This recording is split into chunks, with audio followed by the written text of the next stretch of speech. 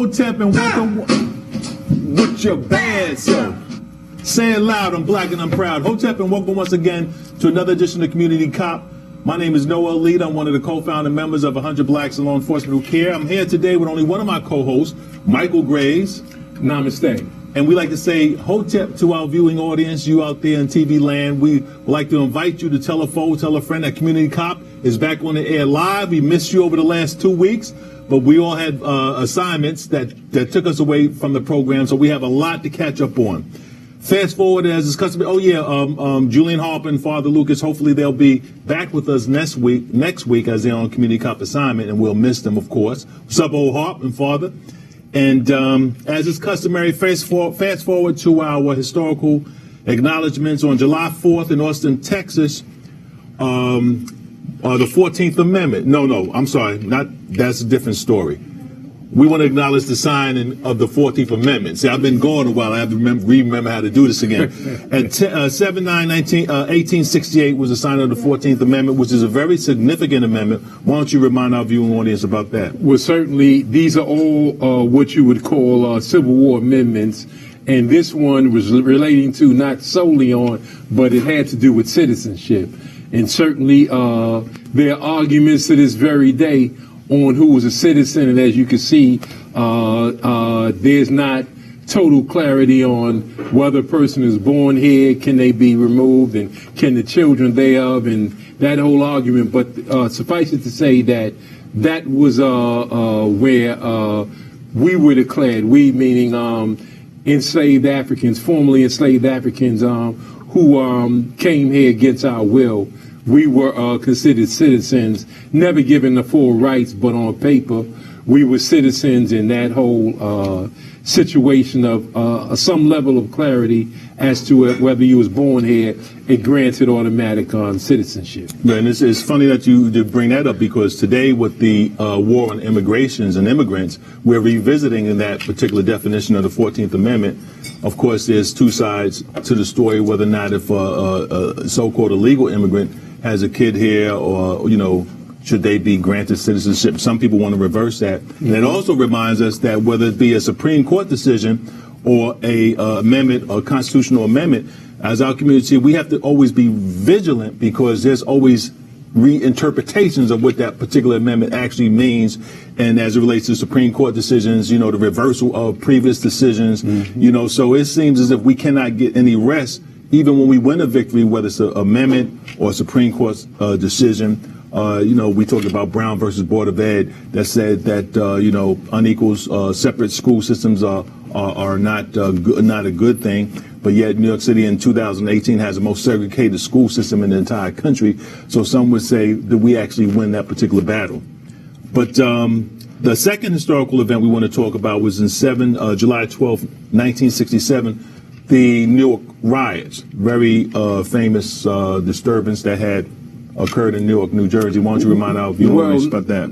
No question about it. This one lasted 6 days, from the 12th all the way until the 17th. And over those 6 days, it started, what really started, even though there's a long history prior to police abuse and certainly discrimination relative to job opportunities, what have you. But on that day, a brother named John Smith was physically removed from his car, unjustly pulled over by 2 police officers, and he was beaten right there in the streets in front of everybody, which precipitated a rebellion of sorts, because it was, when you pull somebody over, you reserve the right to give them a summons or what have you, but it got real physical unnecessarily. And by the way, the drum beat that it occurred, it went all over and it reverberated. It hit a very sensitive nerve, and before you know it, it was on in the streets. And certainly police officers were unjustified when they called in for assistance, and then it became a state of emergency, and the governor got involved, brought in soldiers, National Guard, mm-hmm. and the like, and it got worse, and they weren't trained, and they were shooting people. They did not have the experience for an urban situation like police officers. So state troopers came in, a police officer was actually wounded by one of the reserves, and they blamed it on black people, that black people had shot a cop, and certainly they were blaming everything that, they claimed they were throwing garbage cans from rooftops and all this other stuff to justify those 6 days of tyranny of law enforcement, as well as federal troops, state troopers, and the like. It was very bloody. A lot of people was killed, and this is something that we should remember.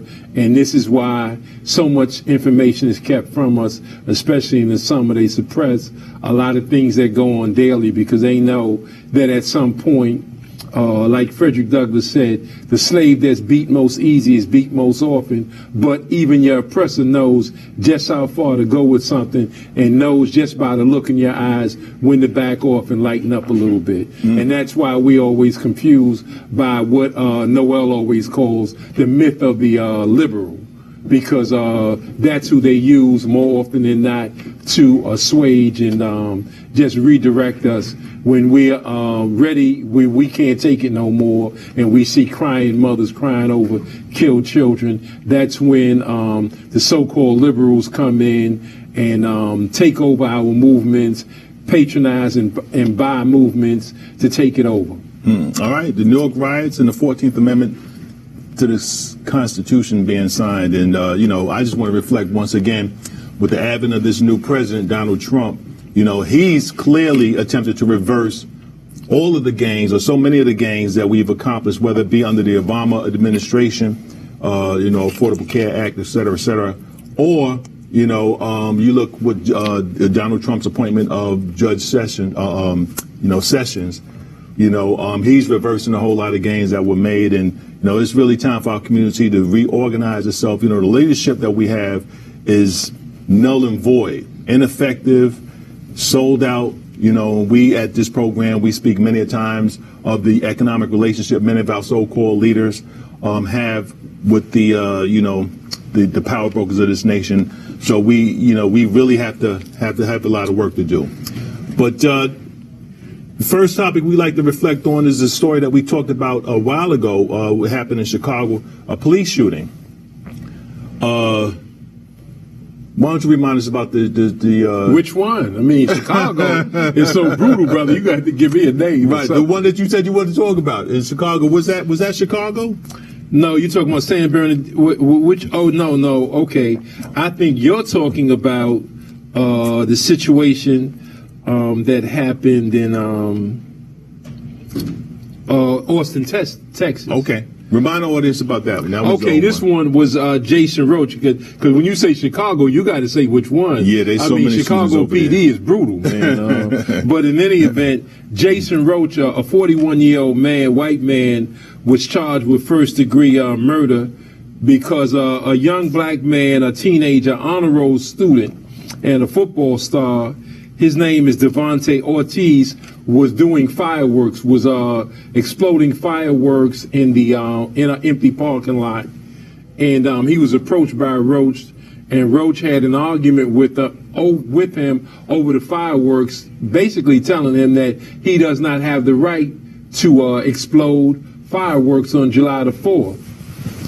Now, I would have that same argument in a whole nother different conversation because that's not our holiday. But in any event, this young man was just simply blowing fireworks. So after John Roach had that argument with him, he walked away. And I'll speculate that he went and got his stuff because he didn't have it on him. So if he wanted to engage that young man, he had the opportunity to do it at that point.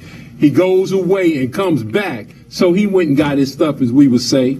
And once he went and got it, came back and told that man again, that teenager, he didn't have the right to explode, fireworks on July the 4th, and pulled out his weapon. And at that point, if you saw the video, the young man tried to walk away, tried to get away, and he just cold-bloodedly killed him on the spot, and then said later he was defending himself because the young man was trying to reach for a gun. But because of video footage, it really worked out well this time in that it showed that young man was not reaching for a weapon. he was trying to get away once Roach pulled out the gun. And so he's facing first-degree murder charges. And this is very eerily similar to what happened with Zimmerman, where a guy on the street approaches in other words, a civilian, Right, civilian. on the street approaches someone and tell them basically what the law is, and appoints himself as the law, say what you can and can't do, and in turn pulls out a weapon and kills a teenager for absolutely no reason. Well, we'll pay close attention to that particular story because it's not, and we shouldn't write it off that this individual is going to actually be prosecuted and convicted for you say he was charged with first-degree murder? He was charged with first-degree murder Right. because once they saw the tape and saw that he lied, they hit him with first degree. Well, most of the times it's second degree because first degree is a little more has intent and all that stuff. But in any event, I follow a Noel leader who always says that an indictment means nothing without the rigorous prosecution and then rigorous sentencing. So only the first phase has been done. He has been indicted for killing that young teenager unjustly, but let's just wait and see what else happens. And the only thing, justice will not be measured out unless he's prosecuted, convicted, and then sentenced to a sentence that is worthy of his actions, Right. which many times we don't get. When we talk about white civilians taking initiative as it relates to aggression to African Americans not engaged in any criminality, one of the stories we want to remind our viewing audience on is we talked about in the past how a white woman called police on two black men waiting in Starbucks. We talked about black men, a white woman calling the police on a black man barbecue in Oakland, California, and how three females were leaving a room in the Airbnb Right. in California. A white woman called the police on them. And then a Yale student, a white woman called Yes. police on a young lady Right. who was a student at Yale and just sleeping. Right. Two more stories have hit the internet where a white woman called police on a black man who wore socks in the pool area. He had his son in the pool and he was sitting there watching him. She demanded that he take off his socks. She worked in that particular area and he refused. And she said, well, the sign says that you have to be properly dressed. He said it doesn't say anything about socks. He said it does say things about hats. And some of the white men that you sitting with have their hats on. Say something to them. She didn't say anything. And also there was a white woman in Tennessee who called the police on an 8-year-old girl who was selling bottles of water on the street. Right. She said that you don't have a license to sell water. Now, in America, we very frequently see little kids selling lemonade. They come up, their little makeshift lemonade stand, no problem. But this white woman evidently had a problem with a young 8-year-old black girl selling water who was attempting to raise money for a trip that she wanted to take, and she called the police on her. So we have all of these, and you mentioned it one time when we talked about it. Many times these white women know that when the police do arrive on the scene, that they're going to get the benefit of the doubt because of their whiteness. Right. And far often we see the police, the first thing they do, regardless of who calls, is go to the white person. But we're seeing an upswing in these combative interactions between white civilians and members of the African American community not engaged in any criminality whatsoever. When is this going to stop? Well, I would say that white people, based on white skin privilege, innately know, which means you do not formally have to be told that anytime you engage a black person and in a discussion and police come on the scene, you're going to get the overwhelming benefit of the doubt, and that they understand intuitively that if they demand it hard enough, you will be arrested just on their word alone. And that also happened to a young man, a young child who was selling water also in 94-degree weather to raise funds for the football team. He was doing the same thing that you're describing. And as I mentioned a few weeks ago, there was a sister from Texas who was vacationing in California with her 5-year-old daughter, and she was approached at a poolside by a person who pretended to be a health inspector. He asked her, did her and her 5-year-old daughter take a shower before entering the pool area? She walked away from him, cool, calm, and collected, to the other side of the pool, Before her and her daughter can get into the pool, he harassed her again and demanded that he know whether she took a shower or not and whether her 5-year-old daughter took a shower or not. So these are the types of situations we always find ourselves in, and we're not talking about 50, 60 years ago back in the day. We're talking about these things are going on currently, and that's not because of Trump. Trump is a result of 8 years of a black family being in the White House. So this is the blowback. Yeah, I don't even think it's racist as white America is.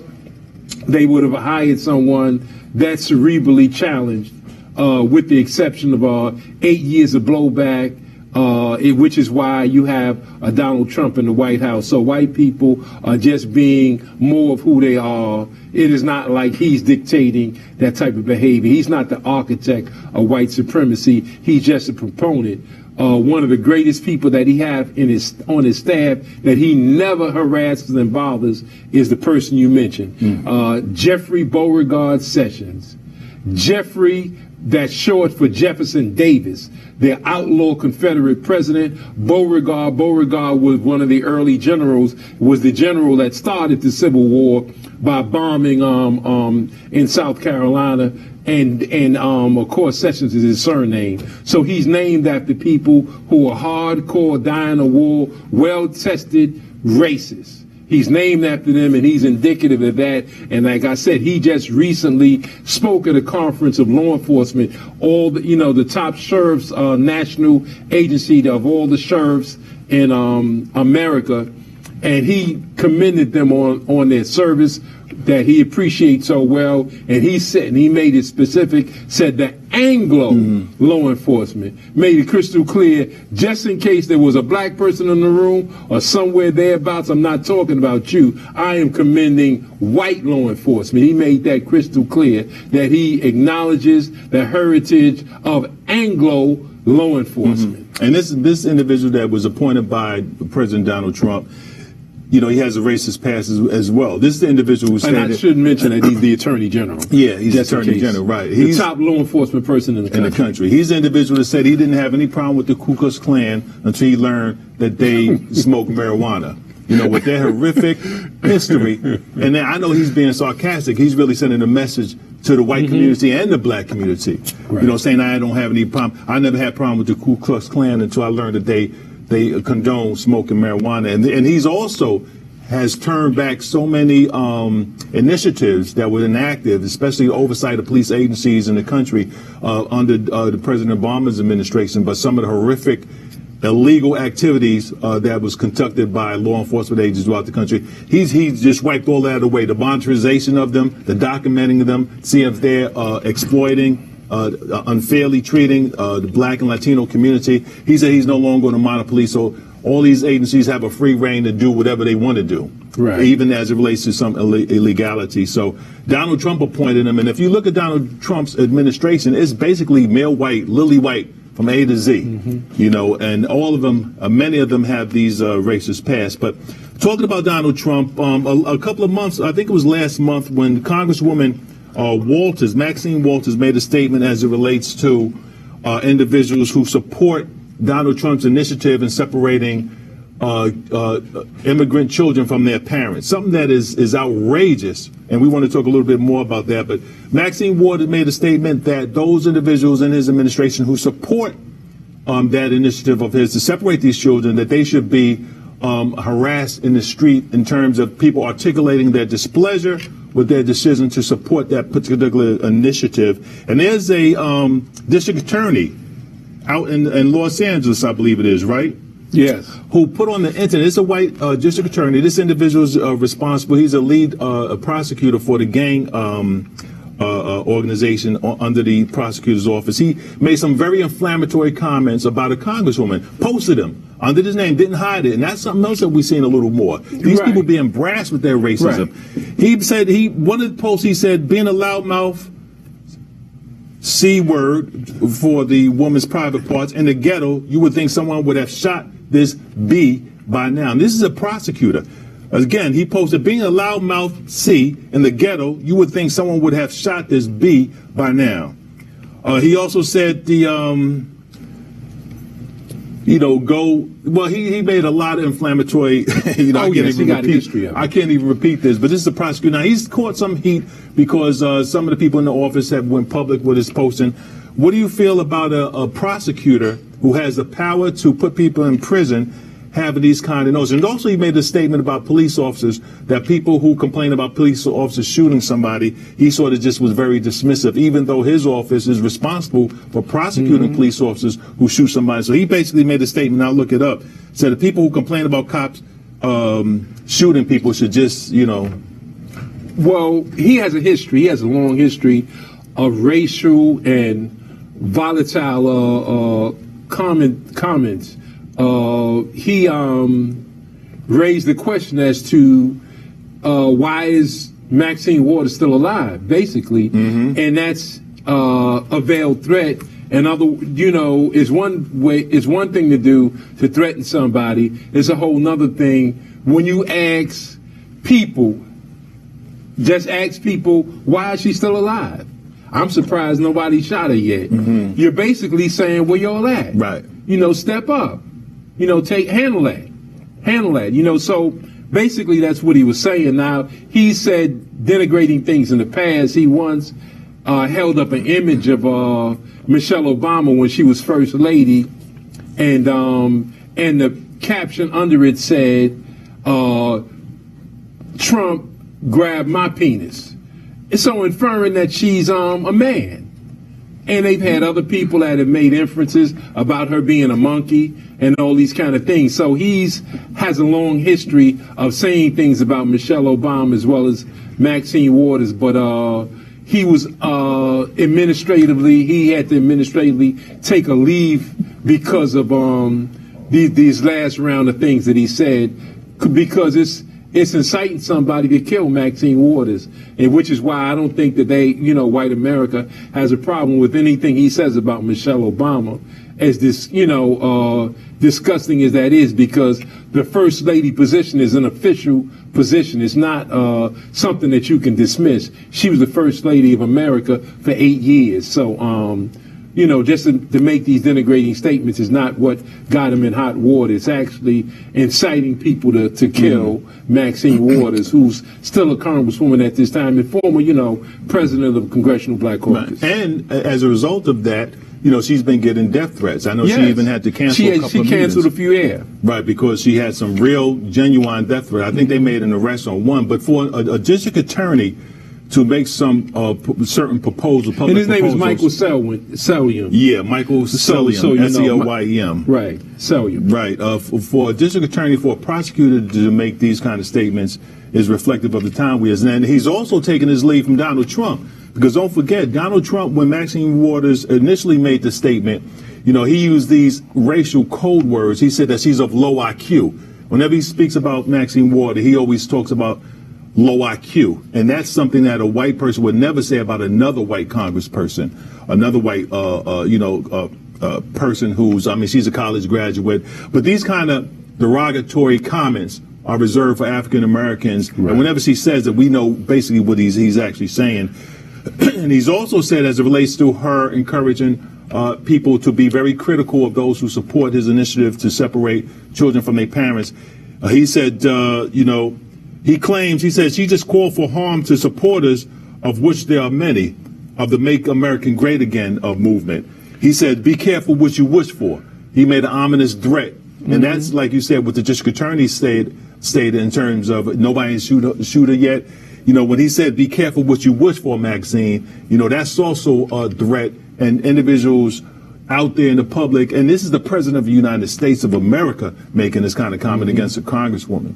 Yeah, and just wanted to mention, I know what you was talking about when you mentioned Chicago. I was thinking about Austin, Texas. You was thinking about the update in Chicago. Yes, that's why I said the update in Chicago. Right. And I heard you wrong. I'm sorry, brother. The update in Chicago, we reported actually in 2013 when Chicago PD executing a search warrant, went into a black family's house, knocked in the door, and put a gun to a 3-year-old, put the gun to the 3-year-old's chest, put a gun to her grandmother, who was also in the room, and then grabbed her mother and slammed her against the wall, handcuffing her. And that they were allegedly looking for a drug dealer, whose name is McFadden, that had nothing to do with his family.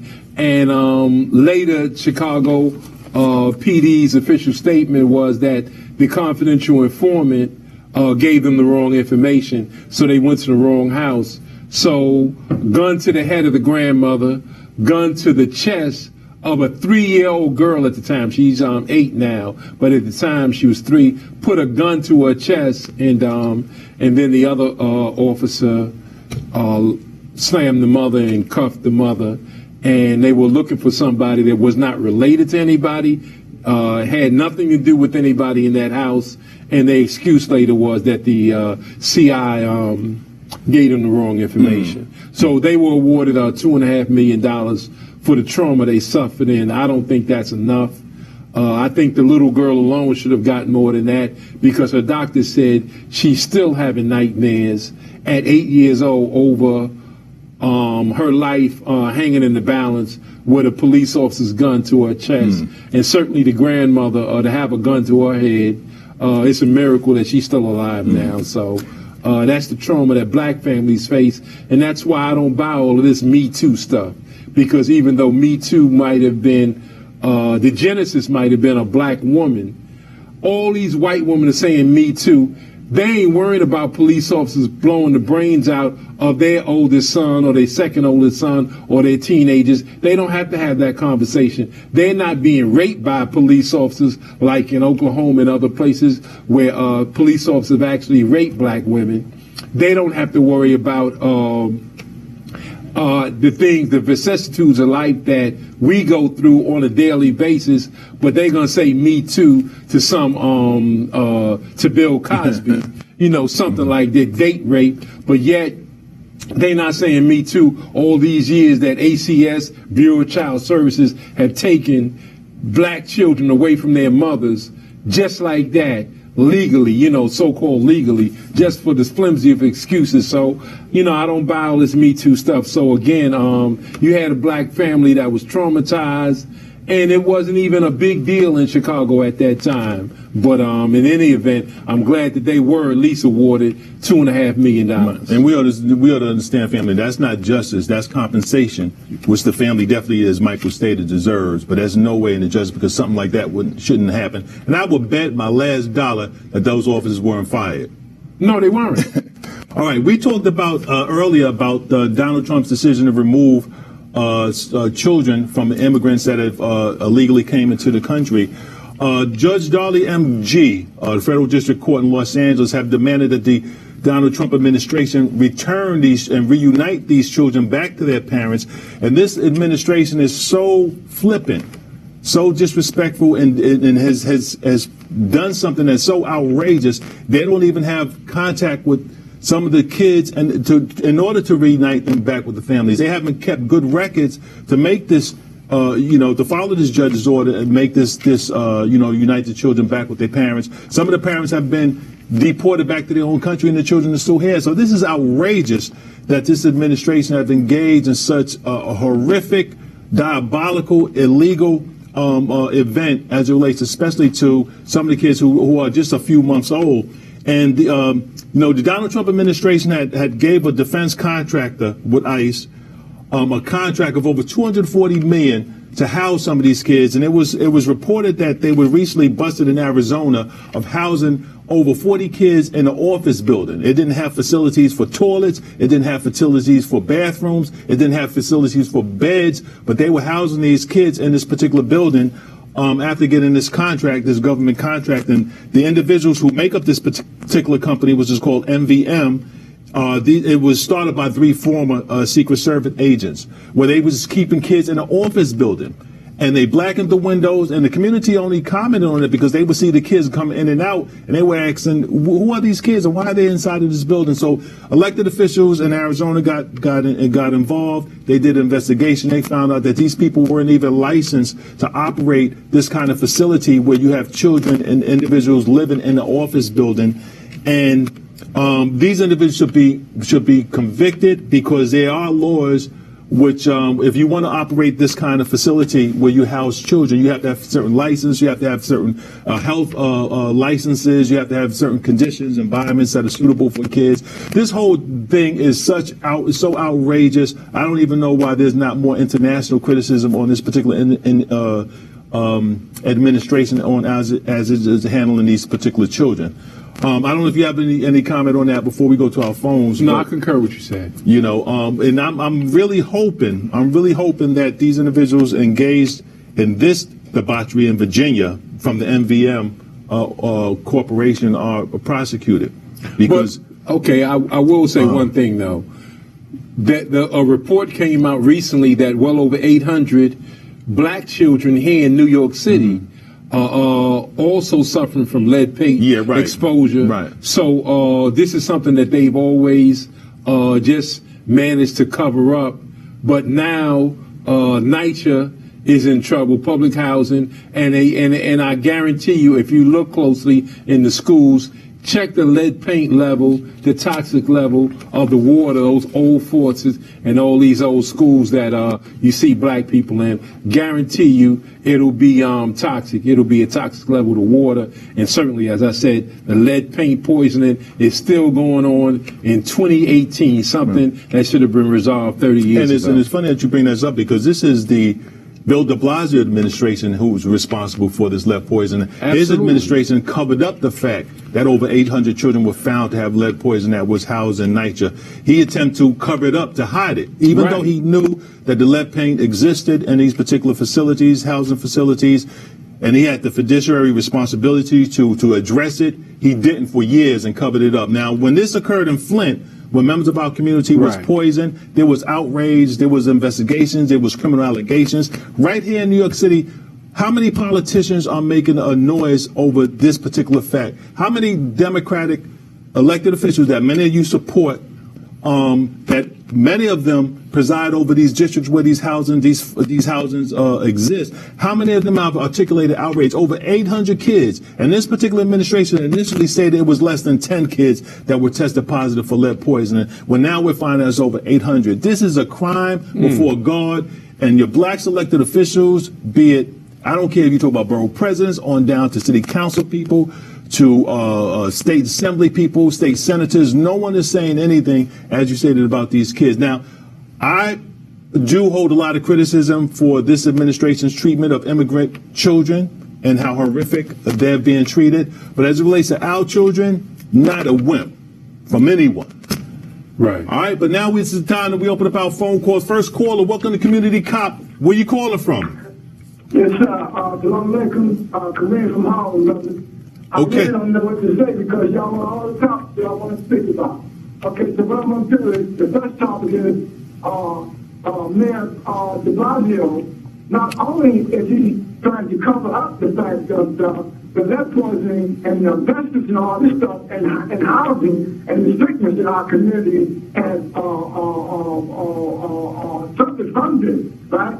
Then he turns around and states that New York City's health department is doing such a great job to do something about it, which contradicts what he's saying. Right. My next thing is this here.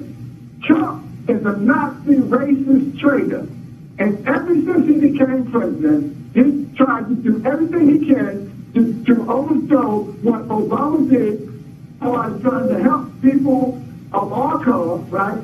And health-wise and global warming-wise and other things. And white people have become more emboldened to try to murder and kill and provoke our people into violence. And one day, this is going to go roll into the street. Blood is going to flow in the streets because people are going to get tired of our people getting murdered over and over and over again. Babies, mothers, grandmothers, and they're going to do something about it. And our people better wake up and realize that this devil, only thing that he's doing is watch his actions. Look what he's doing with the immigrants. How are you going to separate people's children from coming to this country as immigrants when white people come in and you don't do the same thing? Then you're going to lock them up in damn cages? What is wrong with us, brother? It's time for us to wake up and do something. Right. All right. Something wrong with them, not us. and mail off that stuff. Right. All right. Thank you for your call. Yes, sir. Next caller. Welcome to Community Cop, brother. Where you calling from? Brother Noel, Brother Michael Grave, Uncle Sonny, how y'all doing? Welcome back. All right, What's up, brother? Okay. Brother, I'm going to start from Maxine Waters. Okay, I'm going to say, I can say 85% of the politicians, I don't care what party they belong to, 85% of the black and brown politicians are house niggas. When it comes to our leaders and reverends, 85% of them are field niggas who are misleading the masses. I said because when Bill Clinton was in office, Ron Brown, you remember Ron Brown? Yeah. Yes. Okay, when it was alleged that he was killed in a plane crash, when his body came back, it was alleged there was bullets in his head. Dick Gregory was having a counter-vigilant for Bill Clinton to bring this to the surface, but he was arrested. However, when Bill Clinton was sitting in his desk and his secretary was underneath the desk doing her job, there was more house niggas and field niggas crying for him than they were for Ron Brown.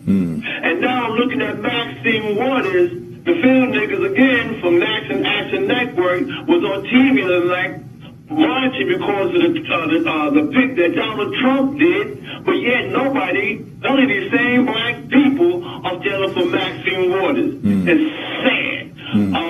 Now, when it comes to these people calling the cops up, Brother Mike, Brother Dre, I want you to take this out. Novell, we are in a country, we don't have no dependence. We have not been independent from these devils. It is like having a child. And when a child gets to a certain age, and this child is not independent from you, they have to follow your rules and regulations regardless. That's why the Holy Elijah Muhammad talked about a separation from this devil. Because as long as he is in control of this plantation, he's going to do what he want to do as he sees fit, regardless who's in the house. All right. Thank you for your call. Thank you for your points. Next caller. Welcome to Community Cop. Where you calling from? I'm calling from Brooklyn. I would like to read a portion of 2 articles on Eric Adams. Okay, as long as it's not too long, brother, we let you read, but don't. No. I'm going to skip most of it. Okay, go ahead, brother. Elite exams after losing agent support. Adams flips on high school test. Brooklyn Borough President Eric Adams quietly reversed his support for eliminating the specialized high school admission test after Chinese American donors pulled out of his fundraiser. Eric Adams is running for mayor in 2021. Nothing moves faster than when it hits your wallet. A leader in the Brooklyn Chinese community on Eric Adams. It's my goal to let the Chinese community know that I hear you, Eric Adams. Just one more small thing. Brooklyn Borough President Eric Adams led a stroller march Sunday against the Trump administration policy of taking children away from their parents when they cross the border from Mexico. Eric Adams began pushing a carriage through Sunset Park bearing a sign reading, "No walk, no cages."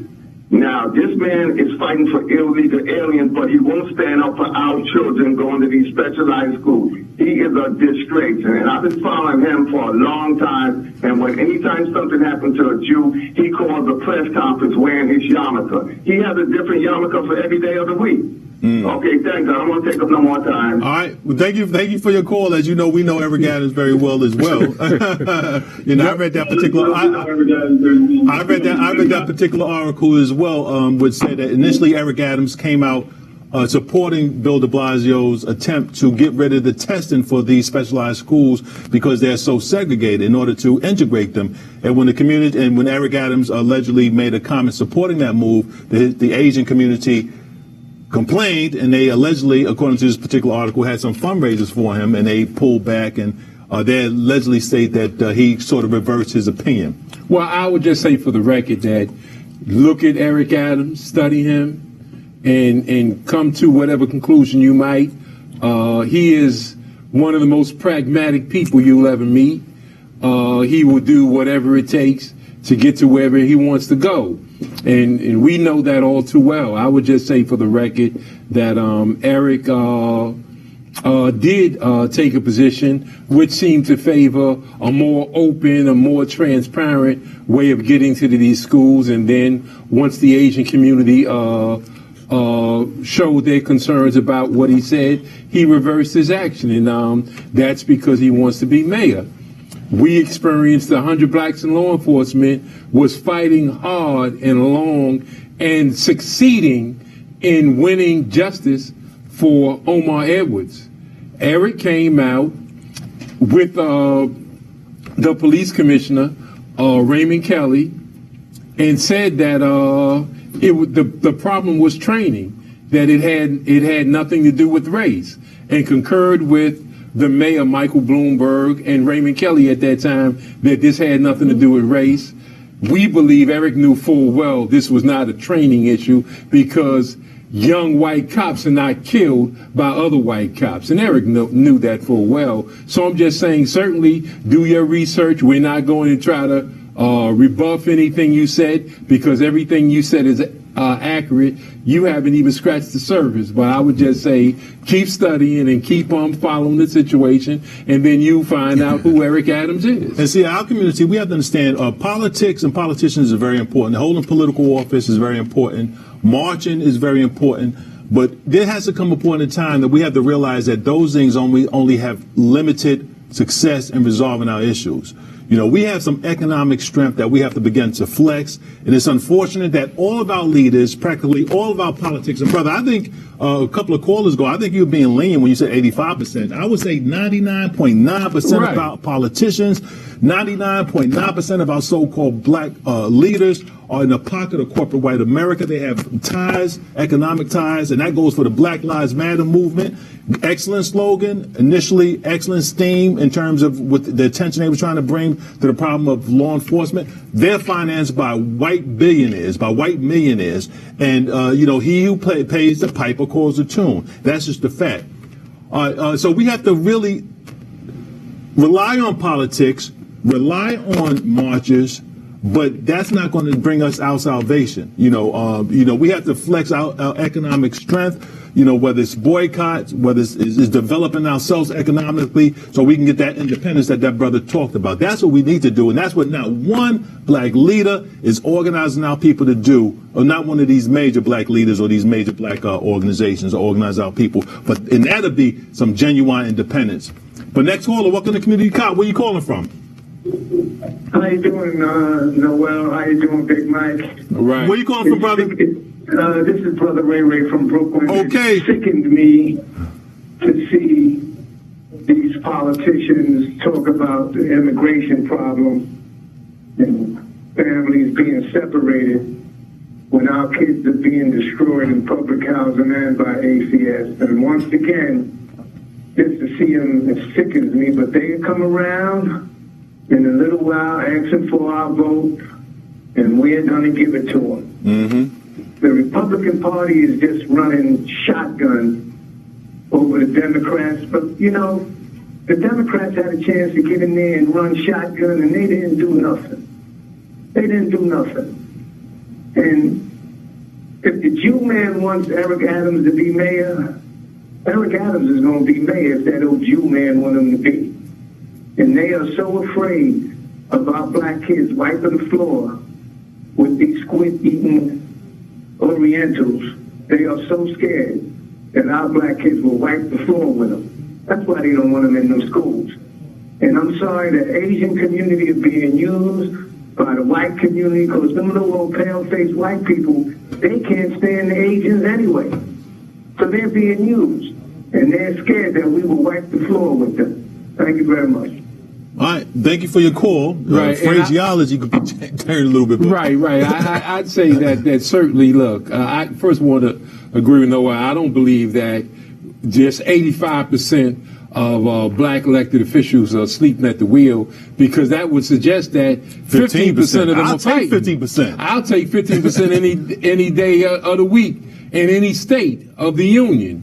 If we have 15% of that means we have a little more than 1 out of 10 that are fighters. I don't even see that. Mm-hmm. So I would just say that certainly, you know, we haven't seen that type of energy since Adam Clayton Powell, you know, in terms of elected office that can really organize that way. But I would just say for the record that, look, Eric Adams has given security technology and certain items to Jewish patrols in Williamsburg and Crown Heights. you would think that that would go to the Bed-Stuy volunteers. What's the Bed-Stuy volunteers called? The ones who the EMS? You mean Bed-Stuy? Yeah, I think that's what they call Bed-Stuy. EMS? Yeah. Okay, with them, because certainly they struggling. They would need that type of funding. Yes. And they set up on a little corner and a little, they got a little mud, a little bit of dirt that they set up on, and certainly they need all the finance. And they would train anybody that wants to be able to do CPR and, just things that you could do around the house if somebody's not breathing or catch the heart attack. They would train you, no charge. Beautiful what they do. They've been working with nickels and pennies and dimes. Right. Working, but then you look at the history of the Hasidic. That they have a history where do they need vests? If they need vests, wouldn't they buy vests? Exactly. If they need more sound equipment, lighting equipment on their cars, I think they can finance that themselves. Right. So I understand people when they say these things, but the thing that's wrong is that y'all always ask 100 blacks, what's up with your man? What's up with your man? Why don't y'all call his office and tell him if you don't like something we do? My biggest problem was when he supported those who killed Omar Edwards. He know he shouldn't have been standing with them. Damn it, we've known Eric over 30 years. We go way back with Eric. And for him to stand with them, that's unforgivable. Because you can never tell us to our faces that it was training. That the mayor and the police commissioner is concerned about black police officers. Damn it, they let that black police officer die and covered it up in plain sight, and 100 blacks fought for it, and out of nowhere they dust Eric off, bring him out of a closet, and he's standing with them and justifying their position. Well, brother, I think you forgot also, and I love Eric Adams. The time that there was this commission that the governor got. I forget what case was that, and they were attempted to deflect from the criminality that exists in law enforcement. I think he that was because of Omar Edwards. He took a head position. And our organization was one of the most vocal supporters. Matter of fact, we were going everywhere calling for justice. They brought in police commissioners from all over the country, brought in lawyers from Harvard University. Were we invited to sit on that committee? Oh, all right, we have a phone call. Next caller, what kind of community cop? Where you calling from? Yeah, this is Eddie from the Bronx. Okay, Bronx Hotel, brother. Yeah. Like I said, I think what Trump is doing with those illegal alien children is he doesn't want America to become a brown nation. That's why he's making them suffer, stay out there in a 100-degree hot sun there and selling their children. Because the white population can't make no more white babies. By 2045, it's going to collapse. The white population is going to collapse. America will no longer be a white majority nation. And like I said, that's why Trump is pushing this white supremacist policy. But the biggest danger is if this devil gets a second term, we're in trouble. We're in trouble. And like I said, what China's going to do, because he's playing a dangerous game with this trade war, man. China already built up a political force in the South China Sea, and they're telling America, you come in here, we're going to wipe you out. So. Like I said, I think what we could hope for is if they can find evidence that the Russians put him in power, try to impeach him. Like I said, it doesn't matter who becomes president in 2020, but they cannot let him get a second term because we're going to be in trouble. Big trouble. I'm out of here. All right, thank you for your call, brother. And I think what you're referring to is the same thing that Francis Cress Welsing talked about in the ISIS paper, which is Europeans intimidated of genetic annihilation. Right. Their numbers shrinking. And people predict in this country that whites will be a minority by 2050.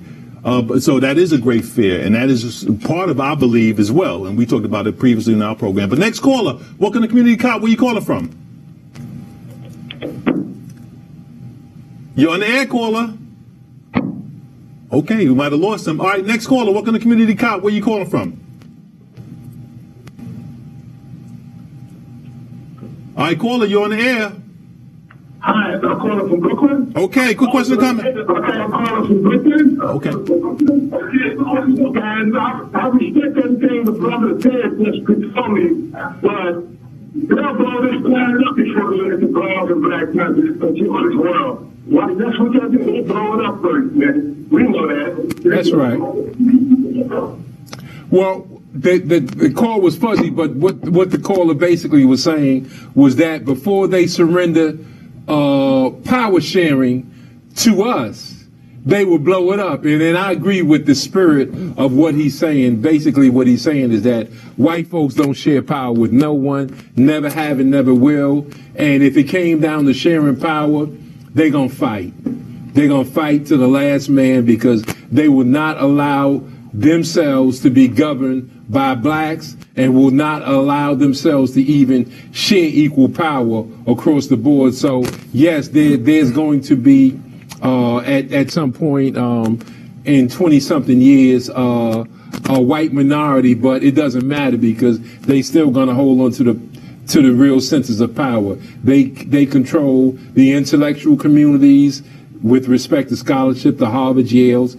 They militarily, Army, Navy, Air Force, Marines, intelligence gathering, CIA, FBI, NSA, all the intelligence gathering. They're going to control all of that. If they want to, at a moment's notice, all black teenagers in New York City will have records overnight.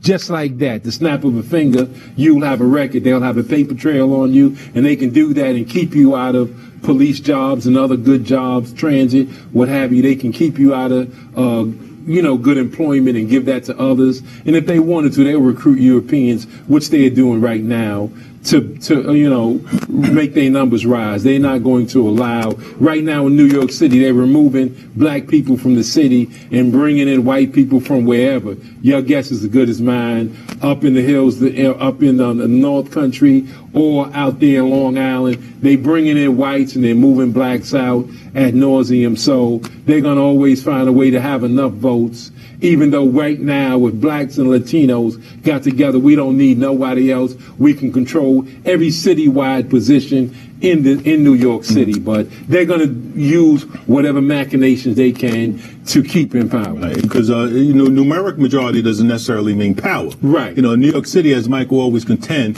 they say that New York City is 55% black and Latino. We always contend it's probably more than 65%. Right. When you look at some of the races, even though we're a numeric majority in New York City, you see as it relates to the power, there's no power share. And the economic, dominance in New York City, the housing dominance, the banking dominance, the educational dominance, et cetera, et cetera. You go all the way down the line, they still maintain control.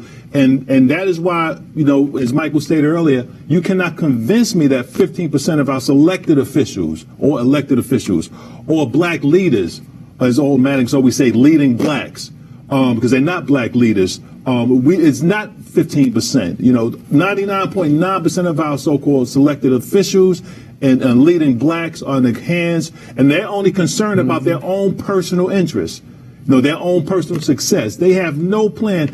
Not one person who's talked about running for president has come to the black community and talked about a plan to uplift us.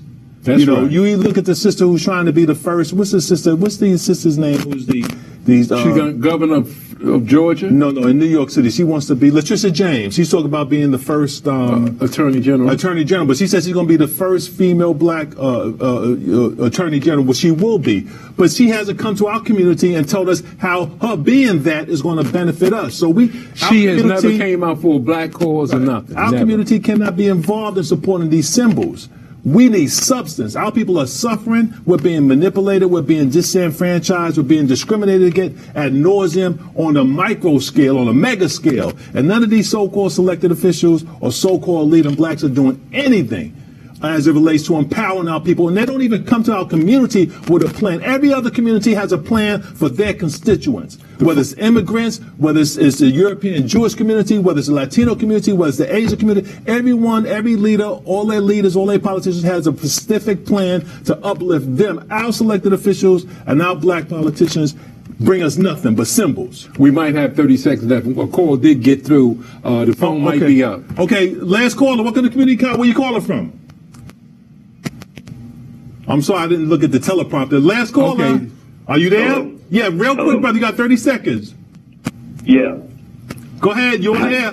How do you know that these immigrant children are safer in the detention camps than they are in their own than they would be with their families?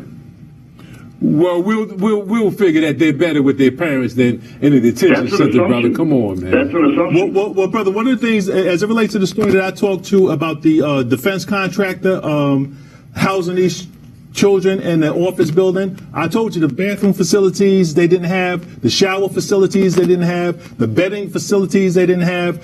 This particular facility was not set up to house children or people at all, and that's all according to Arizona law. So when you say there's better, that's not even a debatable question. All right, but thank you for your call, brother. Yes, in closing, certainly CEMOTEP, all roads lead to CEMOTEP this Saturday.